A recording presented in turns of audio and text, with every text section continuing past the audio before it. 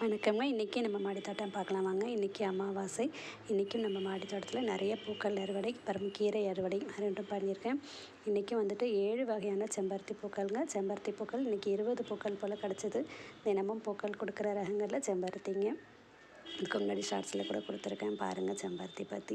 அதுக்கப்புறம் வந்துட்டு இன்றைக்கி இன்னொரு சந்தோஷம் என்ன அப்படின்னாங்க, நான் நேற்று சொல்லியிருந்தேங்களா, பால்சம் வந்து புது கலர் என்ன கலராக தெரியல என்ன கலர் பூக்கும்னு.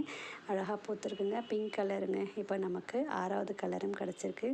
அதுக்கப்புறம் என் ஹஸ்பண்ட் கொண்டு வந்தாங்கன்னு சொன்னேன் இல்லைங்களா, ஒரு கிளை துன்பன்சியா அப்படின்னு சொல்லியிருந்தீங்க, அது பேர்.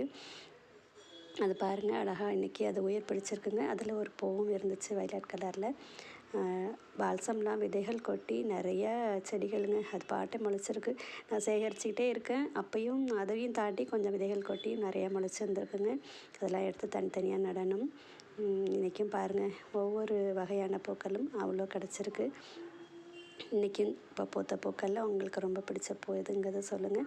நிறைய அழகு காட்சிகள் இருக்குங்க. என்னால் எல்லாத்தையுமே கவர் பண்ண முடியல. அதெல்லாம் ஒரு பாடலோடையும் கூட கொடுக்க முயற்சி பண்ணுறேன். இன்றைக்கி வந்து நம்ம மாடித்தோட்ட மலர்கள் எப்படி இருக்குது, அறுவடை எப்படி